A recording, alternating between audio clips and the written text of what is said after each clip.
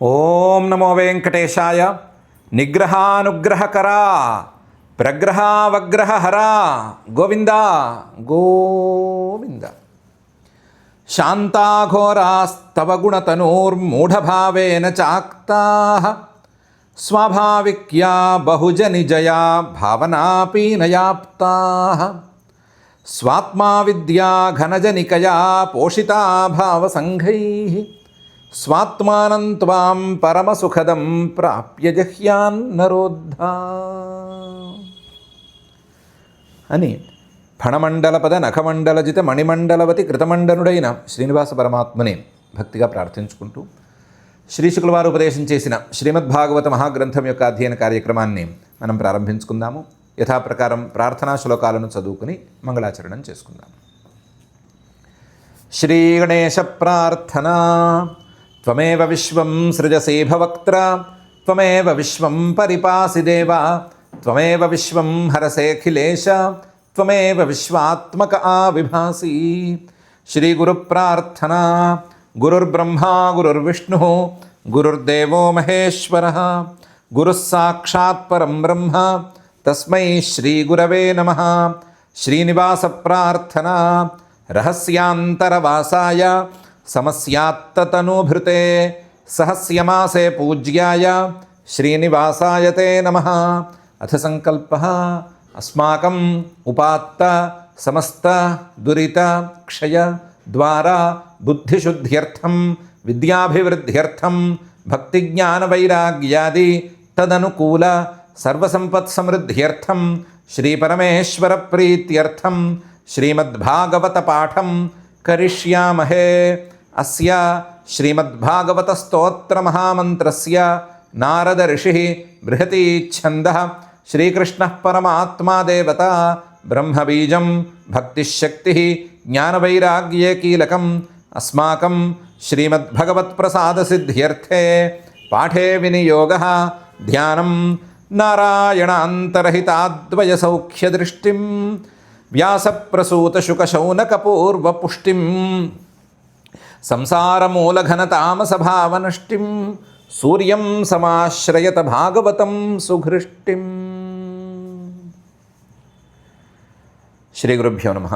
నాగపత్నులు 55 నామావళి చెప్పి ఆ 55 నామావళితోనూ పరమాత్మను చక్కగా నమస్కరించుకున్నారు. నమస్కరించుకుని ఆయనతో అంటున్నారు, త్వం హ్యస్య జన్మస్థితి సంయమాన్ ప్రభో గుణైరనీహో కృతకాలశక్తిధృక్ తత్తత్స్వభావాన్ ప్రతిబోధయన్ సతః సమీక్షయా మోఘవిహార ఈహసే అని.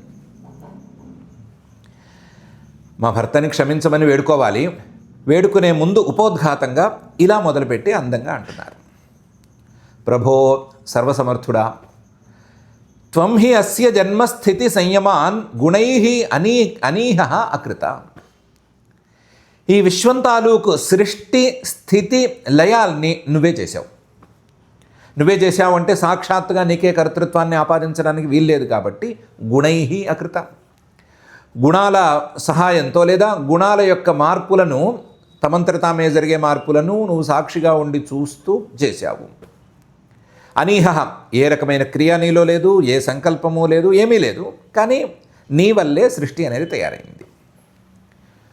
పోనీ ఒకవేళ నీకు సహాయం కావాలి అంటే కాలశక్తి ధృక్, కాలం అనే శక్తి ఉంది. ఆ శక్తి సహాయంగా వస్తే ఆ శక్తిని ధరించి కాలశక్తితో ఎప్పుడు చేయాలి, ఎలా చేయాలి అనే వివరాలను చూసుకుని ఈ సృష్టిని చేశావు. ఈ విశ్వాన్ని మొత్తాన్ని తయారు చేశావు.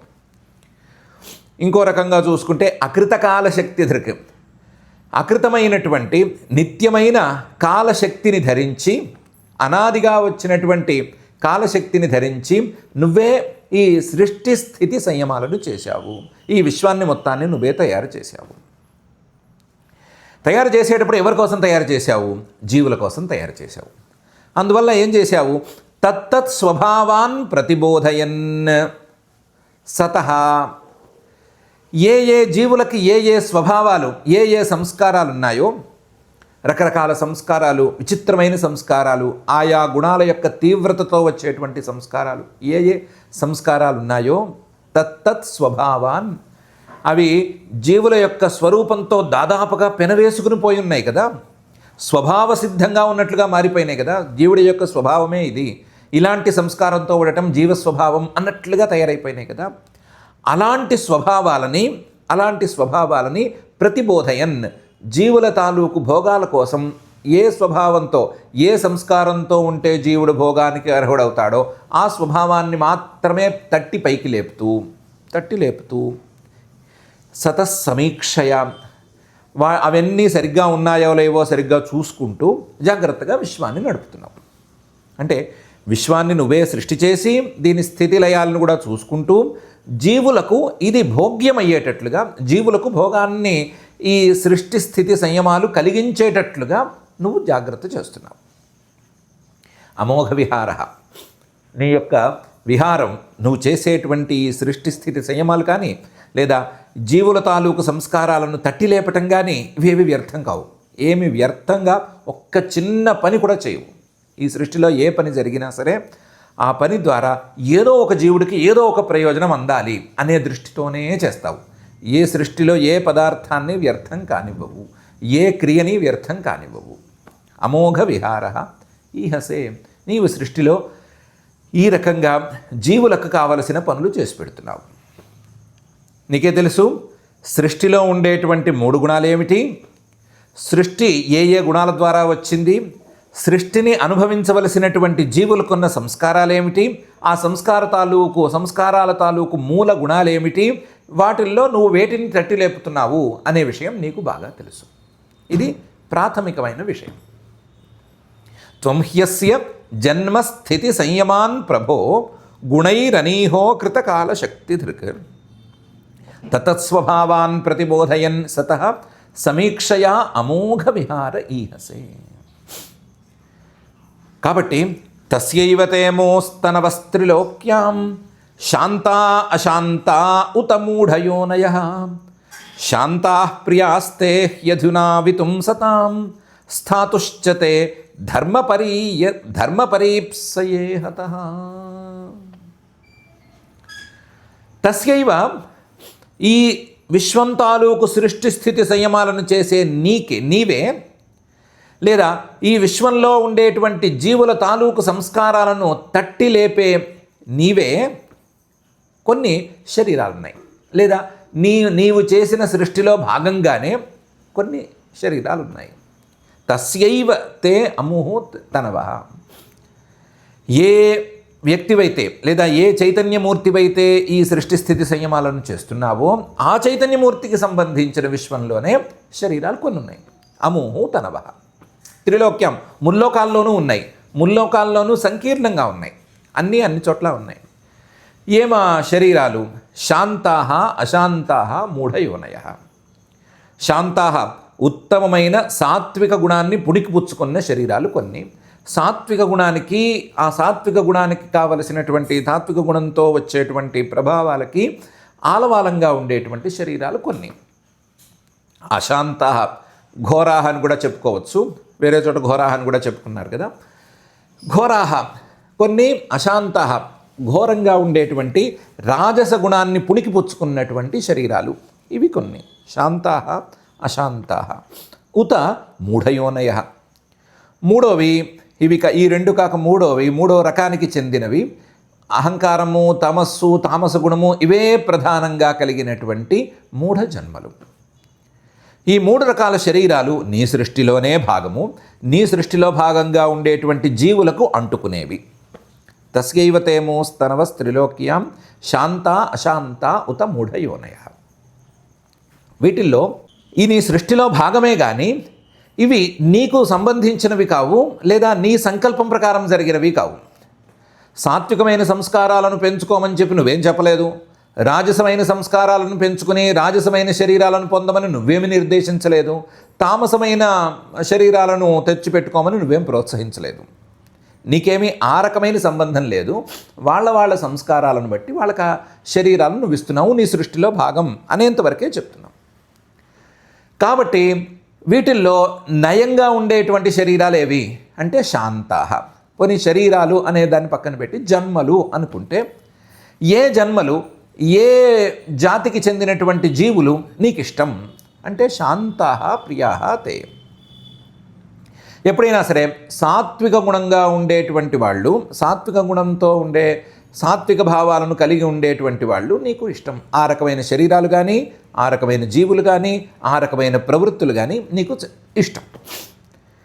వాళ్ళు నిజానికి సాత్విక గుణం కూడా మంచిదేం కాదు అసలు పరమార్థ దృష్టితో చూస్తే, కానీ వ్యవహార దృష్టితో చూస్తే సాత్విక గుణం చాలా చాలా చాలా చాలా మంచిది.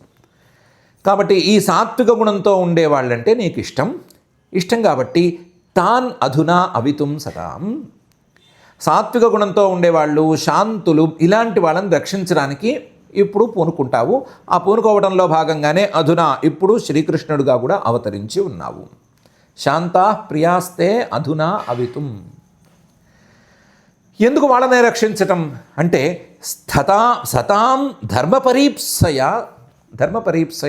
స్థాతుశ్చతే. అలాంటి వాళ్ళని రక్షిస్తే, శాంతంగా ఉండేవాళ్ళని, సాత్వికంగా ఉండేవాళ్ళని, ధర్మ మార్గంలో వెళ్ళే వాళ్ళని కనుక రక్షిస్తే వాళ్ళు ధర్మ మార్గంలో మరింత స్థిరంగా ఉంటారు. ధర్మ మార్గంలో ఉండేవాడిని చెయ్యి వదిలేసి గాలికి వదిలేసేస్తే, అయ్యో ధర్మంగా ఉంటే నాకేం దక్కింది అని అసలే బెసిగిపోవటానికి సిద్ధంగా ఉండేటువంటి జీవుడు ఇంకా కూడా దిగజారిపోవడానికి సిద్ధమైపోతాడు. కాబట్టి ధర్మ పరీప్సయ, కనీసం వాళ్ళలో ధర్మాన్నైనా సంరక్షిస్తే ఆ ధర్మం నిర్గుణ ధర్మంగా మారి పైకి వెళితే వాళ్ళు ముక్తులు అవ్వడానికి ఎక్కువ అవకాశం ఉంటుంది అనే ఉద్దేశ్యంతో వాళ్ళని సంరక్షించడానికి, మంచి వాళ్ళని సంరక్షించడానికి ఎప్పుడూ నిలబడి ఉంటావు నువ్వు. సతాం స్థాతుశ్చతే ధర్మ పరీప్సయ ఈహత. దానికోసమే నువ్వు ఎప్పుడూ పనిచేస్తావు. ఆ పని చేయటంలో భాగంగానే ఇప్పుడు శ్రీకృష్ణావతారంలో దిగి వచ్చావు. తస్యైవతే మోస్తనవస్త్రిలోక్యాం శాంతా అశాంతా ఉత మూఢయోనయ శాంతా ప్రియాస్తే యధునా వితుంసతాం స్థాతుశ్చతే ధర్మ పరీప్సయేహత. ఉంది కదా, నీ సృష్టిలో భాగంగానే ఈ మూడు రకాల వాళ్ళు ఉన్నారు కదా. శాంతులున్నారు, అశాంతులున్నారు, మూఢులున్నారు. వాళ్ళలో శాంతులంటే నీకు ఇష్టము, అశాంతులుగా ఉండేవాళ్ళు లేదా మూఢులుగా ఉండేవాళ్ళు అంటే కొంచెం వాళ్ళ మీద వీళ్ళని దండించాలి, లేదా వీళ్ళని దండించైనా సరే సక్రమమైన మార్గంలోకి తీసుకురావాలి అనే అభిప్రాయంతో ఉంటావు. నిజం కదా. ఇప్పుడు మా భర్త తప్పు చేశాడు. ఎందుకు తప్పు చేశాడు అంటే ఇతను సహజంగా మూఢయోని, మూఢ జన్మల్లో పుట్టినవాడు కాబట్టి తప్పు చేశాడు. తప్పు ఎవరి పట్ల చేశాడు? శాంతుల పట్ల తప్పు చేశాడు. శాంతుల పట్ల తప్పు చేశాడు కాబట్టి ఇతను తప్పు చేశాడని ఇతన్ని దండించటానికి నీ పాలనలో భాగంగా నువ్వు పనిచేస్తున్నావు. కానీ అపరాధ సకృద్భర్త్ర సోఢవ్య స్వప్రజాకృత క్షంతుమర్హసి శాంతాత్మన్ మూఢస్య త్వామజానత.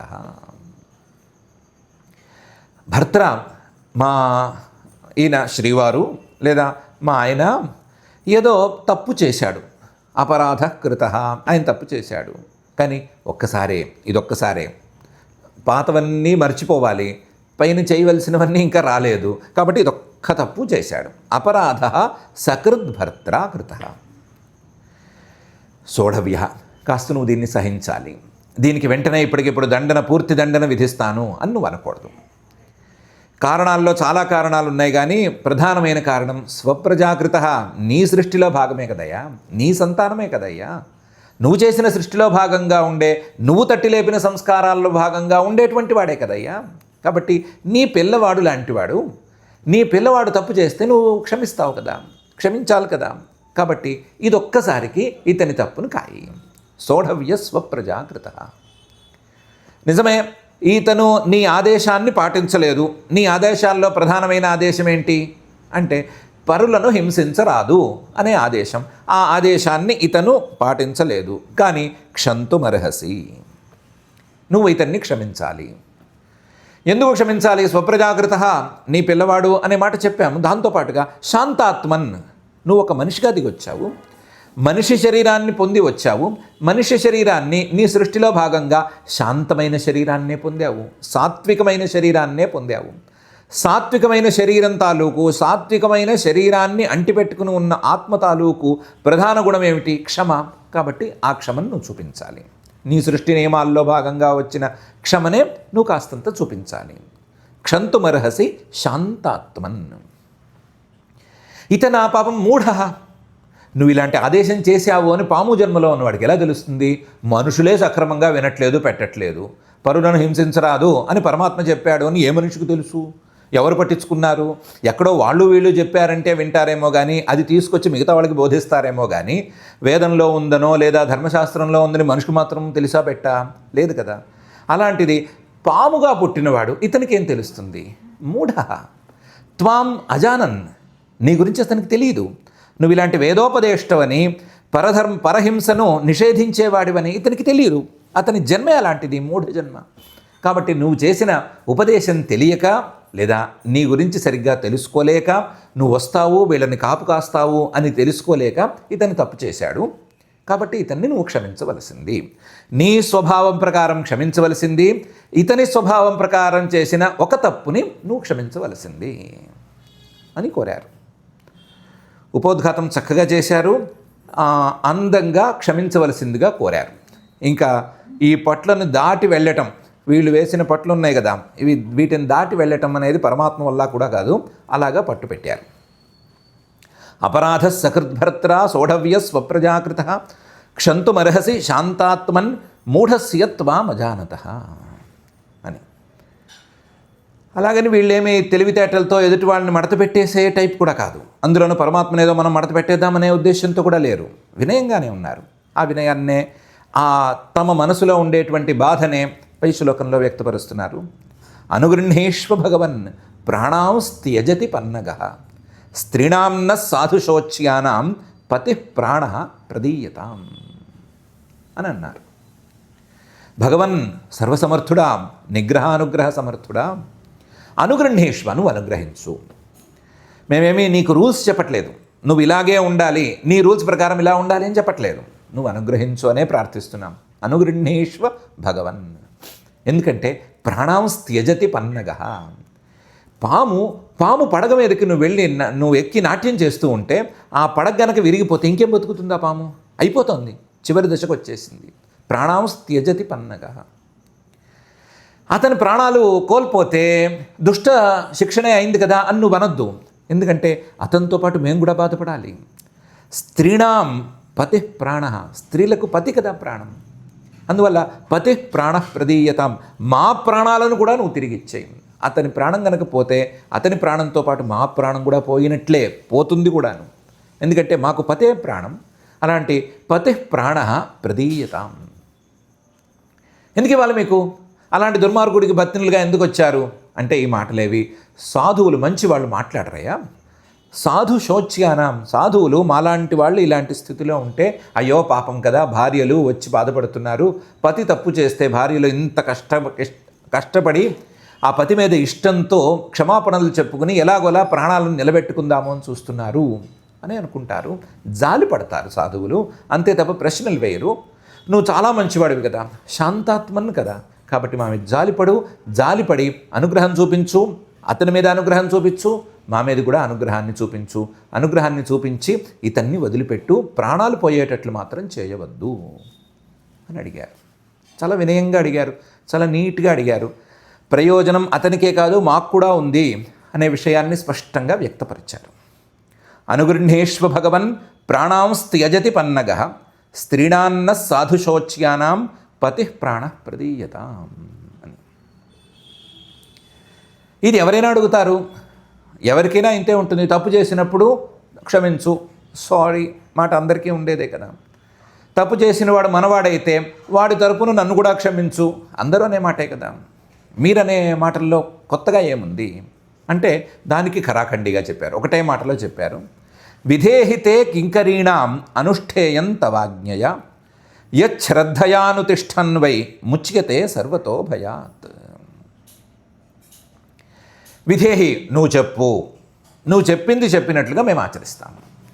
కింకరీణాం నహ తే కింకరీణాం, మేము నీకు దాసులము, నీకు దాసులమైనటువంటి మాకు ఏం చేయాలో చెప్పు. అనుష్ఠేయం, ఏం చేయాలో చెప్పు. తవాజ్ఞయ, నీ ఆజ్ఞతో నువ్వు ఏం చెప్తే చేయడానికి మేము సిద్ధం అంటే మాతో పాటు అతను కూడా సిద్ధం. అతని ప్రాణాలను మేము నిన్ను ప్రార్థించి మరీ కాపాడుతున్నాం కదా, అతన్ని కూడా వినిపించి అతనితో నువ్వు చేసిన ఆజ్ఞని పాటించేటట్టు చేయిస్తాం. విధేహిన కింకరీణాం విధేహితే కింకరీణాం అనుష్ఠేయం తవాజ్ఞయ. ఎందుకంటే ఇందులో మాకు వచ్చిన నష్టమేమీ లేదు. ఇది ఏదో ఇప్పుడు ప్రాణాల కోసం అయ్యో నువ్వేం చెప్తే చేస్తామని తర్వాత ఇబ్బంది పడి అనే పరిస్థితి మాకేం లేదు.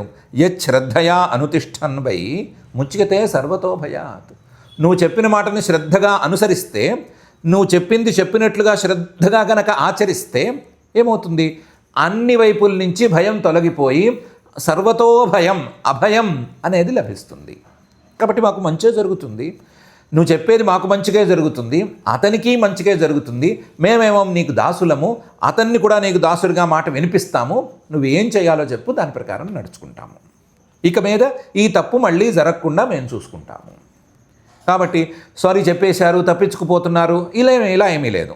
మేమేమి అలాంటి మోసగత్తిలం కాము, ఉన్నదినట్లుగానే చెప్తున్నాము. నువ్వు చెప్పినట్లుగా చేయటానికి సిద్ధం అని కూడా అన్నారు.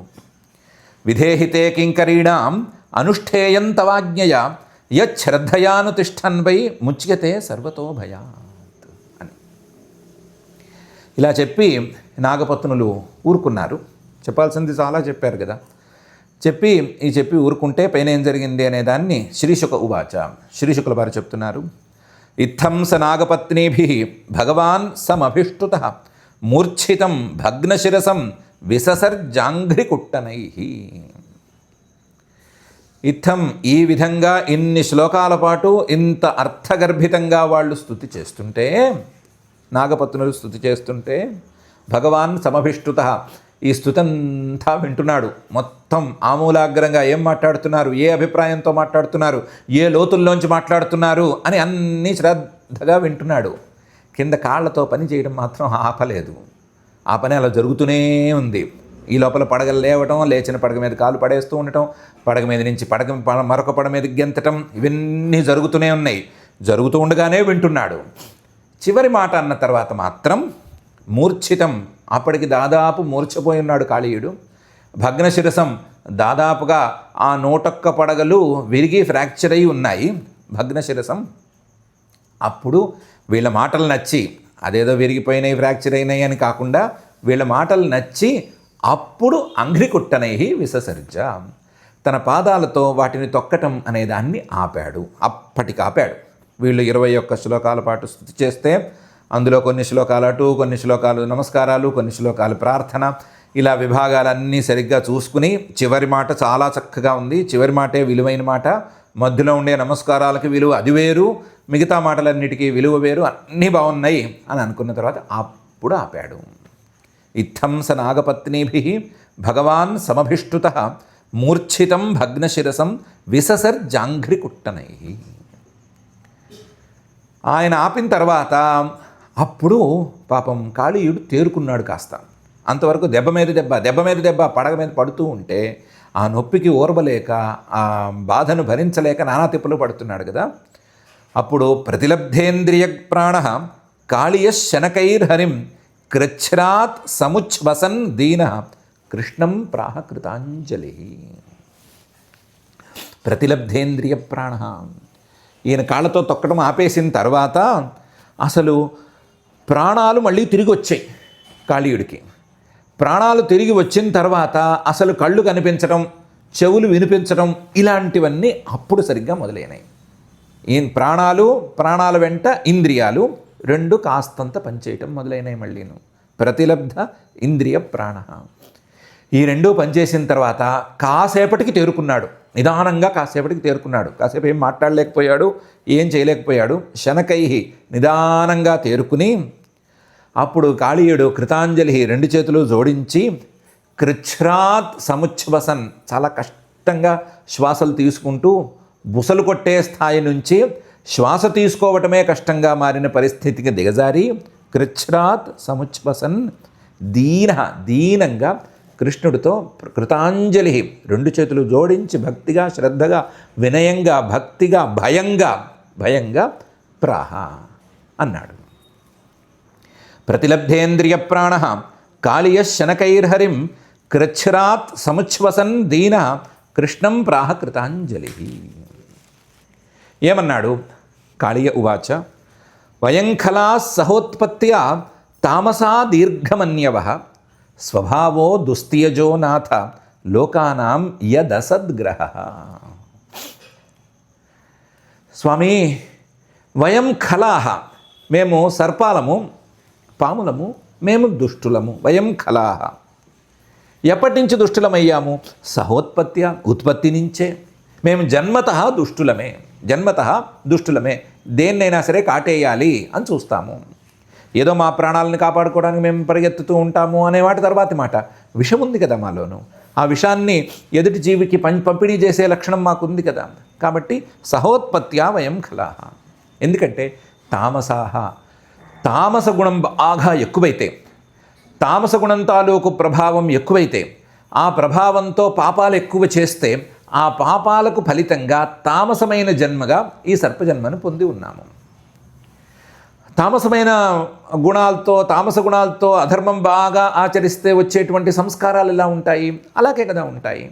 నువ్వు సృష్టి చేసేటప్పుడు వాటిని తట్టి లేపుతావు అని ఇప్పుడే కదా చెప్పారు భార్యలు. కాబట్టి మాలో ఆ తామస సంస్కారాలను నువ్వు తట్టి లేపేటప్పటికీ ఆ తామస సంస్కారంలో అతి ప్రధానమైన సంస్కారమైన దీర్ఘకాలం పాటు కోపం ఉండటం అనే లక్షణం మాలో ఉంది. నాకే కాదు, పాములన్నిటికీ వర్తిస్తుంది.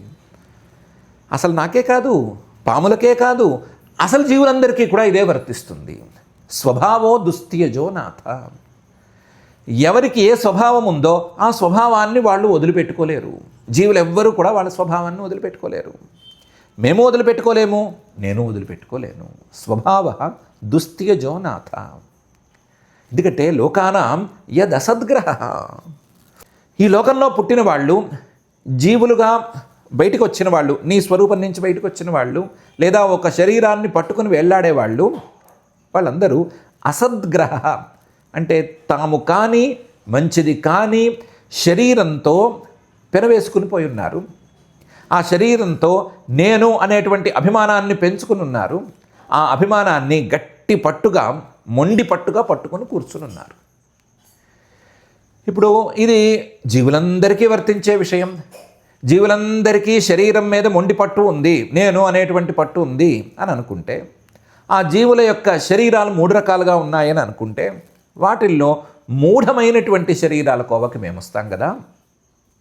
మాకు ఈ మూఢమైన శరీరం మీద పట్టు, ఈ మూఢమైన శరీరాన్ని కాపాడుకునేందుకే పట్టు, ఈ మూఢమైన శరీరంతో సహజంగా ఏర్పడిన కోపం, ఇలాంటి వాటి మీదే పట్టు. కాబట్టి జీవులందరికీ ఉండే స్వభావమే మాకు ఉంది. ఆ స్వభావం మూఢంగా అంటే తామసంగా ఉంది అనేది ఉంది. కాబట్టి ఇలా తయారయ్యాము. పోనీ నేను ఇలా తయారయ్యాను. వయం కళా సహోత్పత్త్యా తామసా దీర్ఘమన్యవ స్వభావో దుస్తియజో నాథ లోకానాం యదసద్గ్రహ. స్వభావ దుస్తియజ. నా స్వభావం వదిలిపెట్టుకోదగింది కాదు, తొందరగా వదిలిపెట్టుకోలేను నేను. తొందరపడి స్వభావం వద్దు అంటే పోయేదేం కాదు. ఎన్నో జన్మల సంస్కారం, ఎంతో పాపం చేసుకుంటే వచ్చిన సంస్కారం, పాపంతో గట్టిగా బలపడినటువంటి సంస్కారం, గడ్డ కట్టిన సంస్కారం, కరుడు కట్టిన సంస్కారం. దీన్ని వదులుకో అంటే తొందరపడి నేనేం వదులుకోలేను.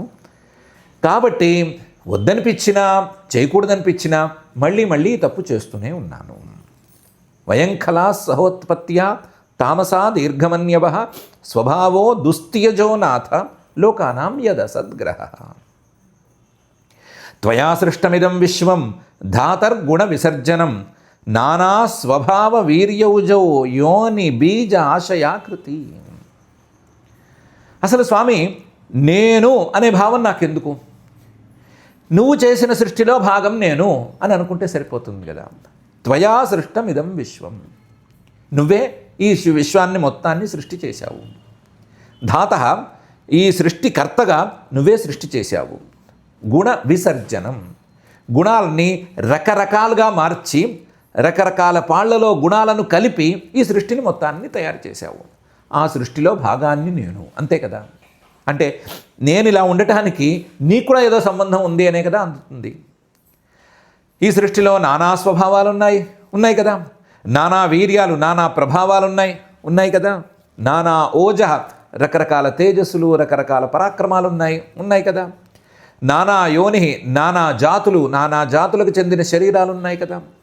నానా బీజ, ఆ జన్మలకు కారణమైనటువంటి బీజాలు, సంస్కారాలు రకరకాలుగా ఉన్నాయి కదా. ఆశయ ఆ బీజాలను, ఆ సంస్కారాలను తనలో ఇముడ్చుకున్నటువంటి మనస్సులు లేదా చిత్తాలు ఇవన్నీ నానా రకరకాలుగా ఉన్నాయి కదా. వీటికి తగ్గట్టుగా నానా ఆకృతి, రకరకాల ఆకారాలు వస్తున్నాయి కదా. కాబట్టి ఇవన్నీ ఉన్నాయి. స్వభావ, వీర్య, ఓజహ, యోని, బీజ, ఆశయ, ఆకృతులు అనేటువంటివన్నీ చాలా ఉన్నాయి. ఇవన్నీ కూడా నీ సృష్టిలో భాగం. నీ సృష్టిలో భాగమైనటువంటి వీటిల్లో ఒక వర్గానికి చెందినవాడిని నేను అని అనుకుంటే సరిపోతుంది కదా. త్వయా సృష్టమిదం విశ్వం ధాతర్గుణ విసర్జనం నానా స్వభావ వీర్యౌజో యోని బీజాశయాకృతి. వయంచ తత్ర భగవన్ సర్పా జాత్యురుమన్యవ కథం త్యజామస్త్వన్మాయాం దుస్త్యజాం మోహితా స్వయం. భగవన్ సమర్థుడా, నువ్వేమో ఇంత సృష్టి చేస్తివాయే. ఈ సృష్టిలో వయంచ సర్పా జాత్యురుమన్యవ, ఈ సృష్టిలో పాములుగా పుడితిమాయే. పోనీ మిగతా పాముల సంగతి వదిలే, నేను పాముగా పుడితినాయే. జాత్యా ఉరుమన్యవ, జన్మత పరీతమైన కోపం. జన్మత ఎవరి మీదైనా సరే, ఎవరైనా తోక తొక్కితే కస్సుమనటం, తోక తొక్కితే బుస్సుమనటం, ఇదే కదా మా పని, ఇదే కదా నా పని. జాత్యా ఉరుమన్యవ, నీ సృష్టిలో భాగంగానే కదా మేమున్నాము. కథం త్యజామహ, ఈ స్వభావాన్ని అంత తొందరగా ఎలా వదిలిపెట్టుకోగలము? అందులోనూ ఇదేంటి సామాన్యమైందా? త్వన్మాయ, ఈ స్వభావం నీ మాయ. ఈ స్వభావం తామస గుణం తాలూకు స్వభావం అని అనుకుంటే, తామస గుణం ఎక్కడిది? నీ మాయలో భాగమే కదా. నీ మాయలో సత్వరజస్తమో గుణాలుంటే అందులో తామస గుణం తాలూకు ప్రభావం ఇది. కాబట్టి త్వన్మాయ, నీ మాయే కదయ్యా ఇది. దుస్తేజ, నీ మాయ తొందరగా ఎవరైనా వదిలిపెట్టుకోగలరా? ఎవరైనా హాయిగా సులభంగా ఇది మాయా చిపో అని అనగలరా? అనలేదు కదా. అందులోనూ మోహితాస్వయం, అసలే మూఢజన్మ అంటివాయే. ఆ మూఢజన్మలో మోహం ఎక్కువగా ఉంటుందాయే. ఆ మోహంలో తామస గుణ ప్రభావం బలంగా ఉంటుందాయే. అలాంటి వాళ్ళు సాత్వికులుగా వెళ్ళటమే కష్టం అనుకుంటే, రాజసులుగా ఉండటం కూడా, రాజసులుగా స్థిరపడటమే కష్టం అని అనుకుంటే, ఇంకా ఈ గుణాలతో సంబంధం లేకుండా స్వచ్ఛంగా ఉన్నామంటే మేము ఎక్కడ ఉంటామయ్యా? మమ్మల్ని మంచి వాళ్ళని కమ్మంటే తొందరపడి ఏమవుతాము? ఎంత తొందరగా అవుతాము అని అడిగాడు. వయంచ తత్ర భగవన్ సర్పా జాత్యురుమన్యవ కథం త్యజామస్త్వన్మాయాం దుస్త్యజాం మోహితా స్వయం. మాకే దిక్కు దివాణం లేదు, ఉన్న ఈ మోహాన్నే భరించలేకపోతున్నాము. ఈ మోహాన్ని కాదని నువ్వు శాంతంగా మారిపో అంటే సర్పజాతిలో పుట్టి మేమేమి మారతామయ్యా? మాకేం తెలుస్తుందయ్యా? నీ ఉపదేశాలు మేమేం విన్నామయ్యా? నీ ఉపదేశాలు విని దాని ప్రకారం నడుచుకోవటం మాకేం తెలుస్తుందయ్యా? భవాన్హి కారణం తత్ర సర్వజ్ఞో జగదీశ్వర అనుగ్రహం నిగ్రహం వా మన్యసే తద్విధేహినః. నీ మాయను ఎవరి మీద పని చేయించాలి అని నువ్వే కదా నిర్ణయిస్తావు. నీ మాయను ఎవరి మీద నుంచి తీసేసేయాలి అని నువ్వే కదా నిర్ణయిస్తావు. భవాన్హి కారణం తత్ర.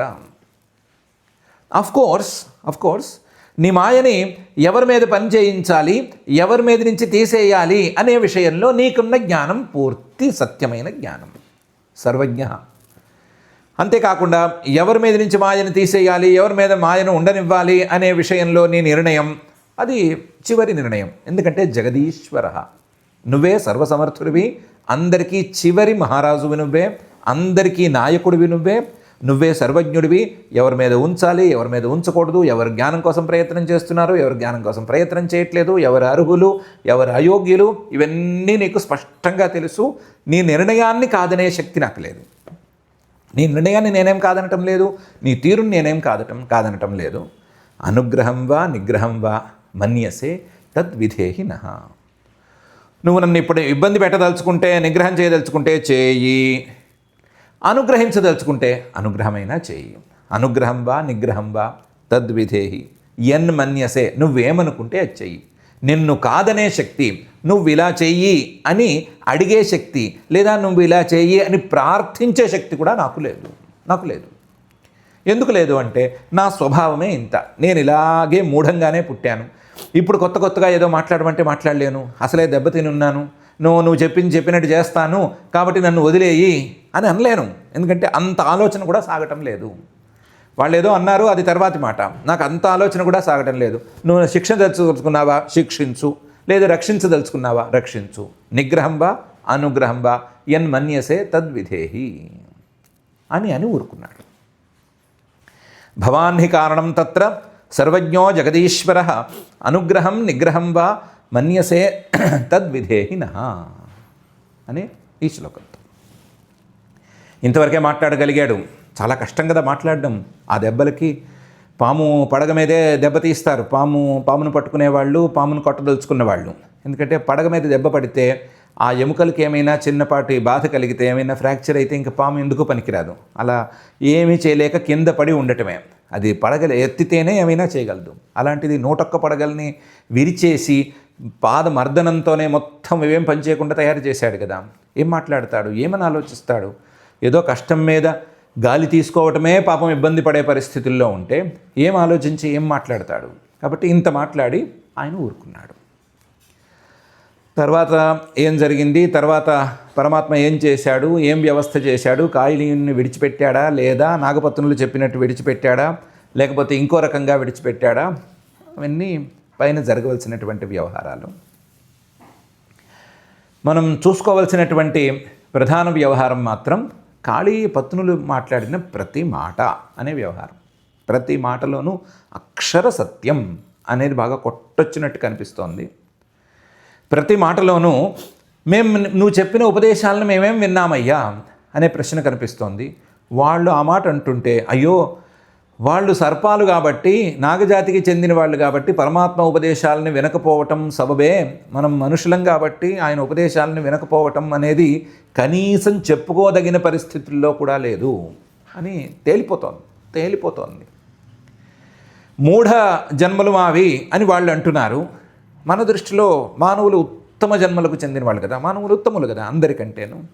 అంటే మానవులు శాంత స్వభావం ప్రకారం ఉండాలి. ఇప్పుడు చెప్పిన ఈ కేటగిరీస్ ప్రకారం మూఢులు కారు, అలాగే అశాంతులు కారు, ఘోరులు కారు, సాత్వికులుగా ఉండవలసిన వాళ్ళు, శాంతులుగా ఉండవలసిన వాళ్ళు. మరి మానవులుగా పుట్టిన మనం అలా శాంతంగా ఉండగలుగుతున్నామా? ఇతరులకు ద్రోహం చేయకుండా, ఇతరులకు హింస చేయకుండా, అసలు చేయాలని అనుకోకుండా ఉండగలుగుతున్నామా అని ప్రశ్నించుకునేటట్లుగా వాళ్ళ మాటలు ఉన్నాయి. వాళ్ళే అలా మాట్లాడుతుంటే మనం ఇంకెలా వ్యవహరించాలి అని అనిపించేటట్లు ఉన్నాయి. కాళీయుడి మాటల్లో ఒక రకంగా నిస్సత్తువ, ఒక రకమైన అశక్తత ఇవే కనిపిస్తున్నాయి. ఆయన ఎక్కువగా ఏమీ విశేషంగా మాట్లాడలేదు. వాళ్ళ భార్యలు మాట్లాడిన మాటల్లోనే చాలా విలువ కనిపిస్తోంది. వాళ్ళే ఇప్పుడు నీ ఆజ్ఞ ఏంటో చెప్పు, మాకు అర్థమయ్యేటట్టు నీ ఆజ్ఞ ఏంటో చెప్తే దాని ప్రకారమే నడుచుకుంటాము అని ఖరాఖండిగా చెప్తున్నారు. మరి మనము నీ ఆజ్ఞ చెప్పు, లేదా నీ ఆజ్ఞ అనేది సిద్ధంగా ఉంది, నీ ఆజ్ఞ ప్రకారం మేము నడుచుకుంటాము, ధర్మ మార్గంలోకి ప్రయాణం చేస్తాము, ధర్మ మార్గంలోనే ఉంటాము, వైదికంగానే ఉంటాము, వేదాన్ని తప్ప మరొక ప్రమాణాన్ని అంగీకరించము, వేదంలో ఉండే ధర్మాన్ని తప్ప మరొక ధర్మాన్ని మేము పట్టించుకోము, వేదంలో ఉండేటువంటి ధర్మాన్ని క్వశ్చన్ చేయము, నీ నిర్ణయాల్ని కాదనము అనే పరిస్థితిలో ఉన్నామా అని ప్రశ్నించుకునేటట్లుగానే వాళ్ళ మాటలు ఉన్నాయి. కాబట్టి వాళ్ళ మాటల్ని ఒకసారి పరిశీలించుకుని మనం ఏ స్థాయికి చెందిన వాళ్ళము, ఏ స్థాయికి చెందిన వాళ్ళము ఎలా ఉన్నాము, ఎలా ఉండాలి అంటే మన ఆలోచన విధానం ఎలా సాగాలి అనే విషయం మీద మనం చర్చ చేసుకుందాం. మనలో మనమే చర్చ చేసుకుందాము. చర్చ చేసుకుని దానికి తగ్గట్టుగా ఒక నిర్ణయం తీసుకుని దానికి తగ్గట్లుగా నడుచుకుందాము. మనల్ని అలా ధర్మ మార్గంలో నడిపించి, మనల్ని ఆయన ఆజ్ఞా మార్గంలోనే నడిపించి, ఈ ప్రశ్నలేవీ మనకి రాకుండా మనం సాత్వికంగా ఉన్నంతలో ఎవరికి అపకారం చేయకుండా, ఎవరిని ఇబ్బంది పెట్టకుండా చాలా మంచిగా సాగాలని, ఆ పరమాత్మ అనుగ్రహానికి పాత్రలో అవ్వాలని, ఆ పరమాత్మనే, ఆ ఫణమండలపద నఖమండలజిత మణిమండలపతి కృతమండనుడైన పరమాత్మనే, శ్రీనివాస పరమాత్మనే మనం భక్తిగా ప్రార్థించుకుందాము. ఆ ప్రార్థనతో ఈ రోజుకు క్షమా ప్రార్థనా శ్లోకాలను చదువుకుందాం. అథ క్షమా ప్రార్థన. యదక్షరపదభ్రష్టం మాత్రాహీనంచ యద్భవేత్ తత్సర్వం క్షమ్యతాం దేవ నారాయణ నమోస్తుతే. అథ భగవత్సమర్పణం కాయేన వాచా మనసేంద్రియైర్వా బుద్ధ్యాత్మనా వా ప్రకృతే స్వభావాత్ కరోమి యద్యత్ సకలం పరస్మై నారాయణాయేతి సమర్పయామి. అథ లోకక్షేమ ప్రార్థనా. సర్వే భవంతు సుఖినః, సర్వే సంతు నిరామయాః, సర్వే భద్రాణి పశ్యంతు, మా కశ్చిద్ దుఃఖభాగ్ భవేత్.